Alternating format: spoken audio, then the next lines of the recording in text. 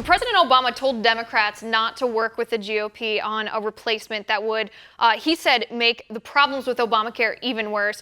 Jan, that's a bit far for me. What do you think? Well, I don't blame him. Listen, Obamacare is a signature piece of legislation coming out of his administration. It's been a wonderful boon to, over 20 million Americans, and quite frankly, it's improved health care in this country, and it's long overdue. And so if they're going to repeal Obamacare, which would be an abomination, and not replace it with something equally beneficial to the American public, it's going to be a disaster for the medical field. I don't think that those are the two options. I don't think the plan is ever to repeal it and not replace it here. But don't you think it's a bit below the office of the president to tell congressional Democrats not to work across the aisle? Isn't that just furthering the divide in our nation? I don't think he's suggesting, and if that's what he's suggesting, I don't support that. But the fact is, if they repeal Obamacare without some replacement that'll guarantee that the 20 million people who are now receiving medical treatment will not receive it in the future, then it's going to be a disaster for the American public. I don't know. I don't like that line, the 20 million more people. We know 20 million more people technically got insurance, but that doesn't really paint the real picture here. There's also millions of people who lost coverage because of Obamacare, because businesses couldn't afford to pay for their health care, so they were let go from their jobs. And I guess I don't understand why Democrats think this was so successful. The American people don't like Obamacare. Listen, I'm not so sure that's accurate, and I'm not so sure it's accurate that millions of people have lost medical coverage. It wasn't.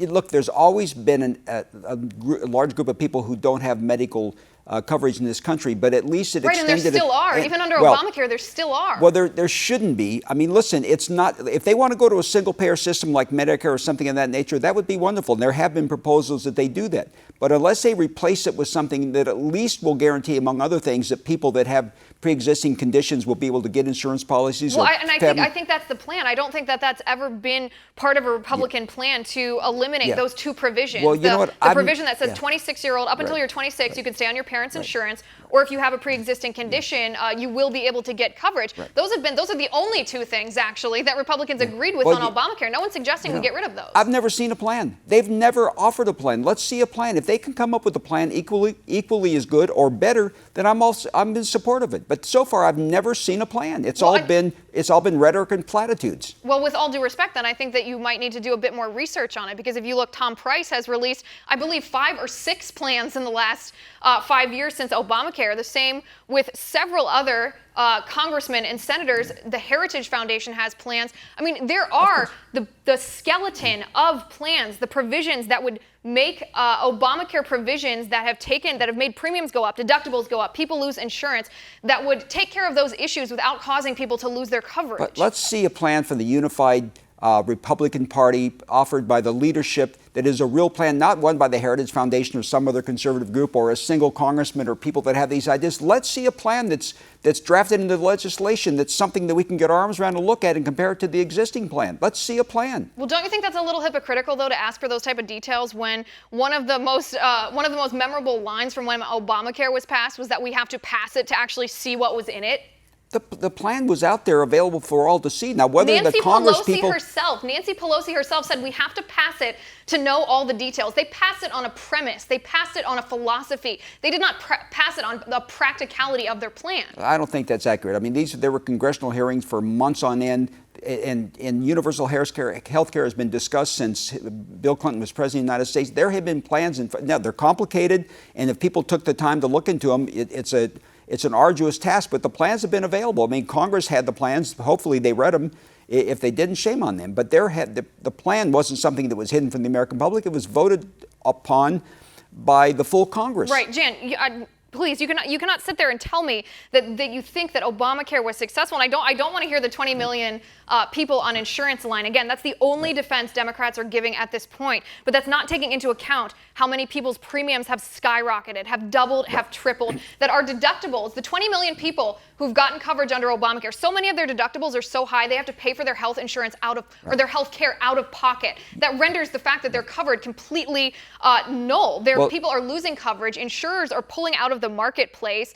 Businesses are knocking employees down to part-time. I don't understand what part of this you feel is successful. Sadly enough, that has always existed in this country in the manner in which we deliver medical care to both seniors and other non-senior citizens in this country. I mean, it's always a problem to get affordable insurance. It's always a problem to go to the doctor. These problems have always existed, but at least Obamacare sought to remedy some of these major problems, the most important of which is not that the fact that the premiums are going to rise, that's always been a given, but the fact that people Obama said that they were going to go down. Obama said families would pay $2,000 a year less. And the opposite has happened. I understand. I'll even give you the point that the goal of Obamacare may have been for some people an okay thing. Everyone's trying to get people medical coverage who don't already have it. But after so many years of this, we've seen the results of this. Do you not think it's time to try something new because this is not working? Listen, if they can try something that's better, then fine, but come up with a plan. The fact of the matter is Obamacare was designed to rely upon lots of applicants, healthy applicants, who would then underwrite the increased medical expenses of the sicker and the older in our population. It wasn't a perfect plan, but at least it was a plan. And if it's gotten more expensive than proposed, well, that's just one of the things we're going to have to address in some fashion. I'm not opposed to trying to lower rates, but the fact of the matter is we need to have some form of universal health coverage for all Americans, not just rich Americans. That premise that you mentioned, that premise of young, healthy people, those are my generation. Millennials between 18 and 34, we're expected as young, healthy Americans to take on this burden on our shoulders of the older, of the sicker people. We can't afford that. Well, yes, we're not going to support that. That's why young people don't like Obamacare. Well, they just, listen, we can't afford not to. I mean, it's always been the situation. It's not sustainable, though. We're not ever going to be able to invest in our economy and save money if we're having to pay these enormous healthcare premiums. We have taken care of people in all walks of life in this country, not just in the medical care, because of our progressive tax system, which does, in effect, take from people that are the high earners and distribute the money to people that don't make so much. There's nothing new to that. And just because young people are saying, I don't want to pay for older people, shame on them. This is a country of which we all support one another in a progressive tax basis. Right, but it's not just a matter of the philosophy like that or the compassion like that. It's a matter of whether it works practically. Jen, we've seen it doesn't work practically. It doesn't work. Yeah. We're not able to invest, start businesses, save, buy houses, buy cars, start families because of these enormous health bills. That's going to change the entire scope of our economy. Last year, the American economy grew by leaps and bounds. The American auto industry. How many more millennials live with their parents now than they did 5 years ago? Well, that may be a sociological thing. How many more millennials don't get married? Why is it sociological? There's changes in society. I mean, listen, I have daughters who are 18 that don't get driver's licenses. There's all kinds of changes in society. People live with their parents longer. People don't get driver's licenses. People take Uber. There are constant changes in society. Just because kids are living longer with their parents doesn't mean the American economy isn't vibrant and isn't expanding. I think one of those major changes in society has been Obamacare. Jan, I'd love to keep talking about this, but they're telling me in my ear that I got to go. Thanks for having this conversation.